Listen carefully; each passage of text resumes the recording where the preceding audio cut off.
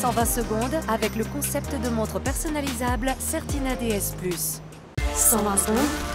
L'invité de Vincent Veillon. Face à la présence accrue du loup sur son territoire et à l'augmentation du risque qui en découle de se retrouver nez à nez avec l'animal, l'État de Vaud a tenu à rappeler en ce début de semaine quelles étaient les bonnes pratiques à adopter en cas de rencontre. L'hiver arrivant, le loup est en effet amené à suivre les hardes de cerfs jusqu'au pied du Jura et ce ne sont donc plus que les habitants des montagnes qui pourraient se retrouver face aux canidés, même si les autorités rappellent que la très grande majorité des interactions se déroulent sans agressivité. On en parle avec vous ce matin. Michel Brice, bonjour. Oui, bonjour.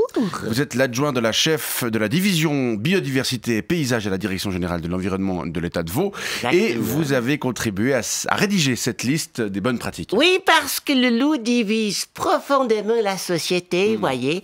Non seulement entre ceux qui veulent le buter, les paysans, et ceux qui veulent foutre un tôle, ceux qui veulent le buter, les écolos, mais aussi entre ceux qui chient de trouille à l'idée d'un croiséen parce qu'ils ont trop lu le petit chaperon rouge, et ceux qui ne rêvent que de ça pour aller lui faire des poutous. Or, il convient de rappeler à ces deux catégories de personnes que le loup ne va ni dévorer votre gamine, même si elle se balade avec un petit panier, ni vous donner la pafate. Bah non, parce que c'est un animal sauvage. Exactement, qu'il n'a donc pas suivi de cours de dressage. Et donner la papate, il faut savoir que c'est un comportement qui n'est pas inné, ni pour les chiens, ni pour les loulous. Alors, en même temps, je pense qu'il y a assez peu de gens qui nous écoutent, à qui viendrait l'idée d'essayer de caresser un loup s'ils ont rencontré un, non? Ah, peut-être, mais il y en a qui pourraient avoir envie de s'approcher pour le prendre en photo, par exemple. Et ça, il faut surtout pas faire, parce que le loup est très sensible à son image, surtout par les temps qui courent.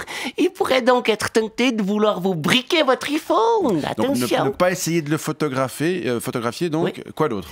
Si vous avez un clébard, il faut surtout le garder en laisse, parce qu'alors votre clébard pourrait avoir envie d'aller jouer avec ce qu'il pourrait considérer comme un congénère, et le loup pourrait de son côté avoir envie de lui arracher les yeux pour le punir de s'être laissé domestiquer comme un couillon. Et puis, avec ou sans chien, si vous tombez sur un loup, il faut surtout pas partir en courant, non? Il faut se retirer lentement et calmement. D'accord. Si le loup ne part pas ou qu'il se met à nous suivre? Alors là, vous pouvez taper dans les mains, oui, ça fait peur, hein, Ça me ou fait parler fort. Mais alors attention, sans essayer de lui donner un nom, genre Foulquin Médor, parce que vous savez pas comment il s'appelle. Non, c'est vrai. Oui. Et sans l'insulter, genre casse-toi, pauvre con, parce qu'alors il pourrait être vexé si c'est pas un loup suisse allemand. Et si ça marche pas?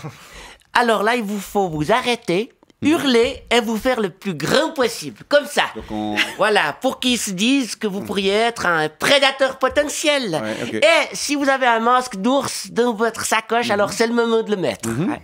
Et puis alors, un dernier recours, s'il se passe rien avec tout ça, et si vous avez des objets, vous pouvez le lancer un dessus. Dessus, ok. Sauf si c'est une babale, parce qu'alors il pourrait avoir envie d'aller la rechercher, parce que chercher la babale, ça par contre c'est inné chez Donc, les chiens et les loulous. Si on résume, rester calme, ne pas s'approcher, tenir son chien en laisse, se retirer lentement, et si le loup nous suit, s'arrêter, se faire grand, crier très fort, et puis si ça marche pas, lui balancer un objet Voilà, c'est tout à la simple. figure. Ok, vous pensez que les gens vont se souvenir de tout ça?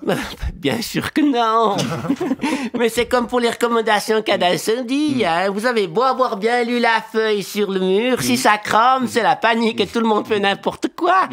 Il y a la villa de ma voisine, Madame Jock, qui est de Chabert-chez-les-Bleus, qui a pris feu cet été. Ben, cette bedeau mouillée de foutre le camp courant, elle a vite voulu faire une sauvegarde de son ordinateur. Je peux vous dire que si vous voyez son visage aujourd'hui, ça fout les boules. Hein.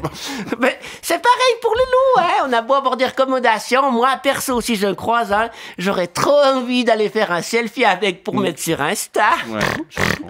Mais bon, voyez, faut bien qu'on s'occupe de nos bureaux. Hein. Alors, on publie des recommandations. Sinon, on pourrait croire qu'on sert à rien, comme vous ici. Et on ne peut qu'encourager les habitants du Pied du Jura à en prendre connaissance quand même de ces recommandations. Michel Brice, adjoint de la chef de la division biodiversité et paysage à la direction générale de l'environnement de l'État de Vaud. On vous remercie pour ces explications et on vous souhaite une bonne journée. Au revoir, mon petit loup.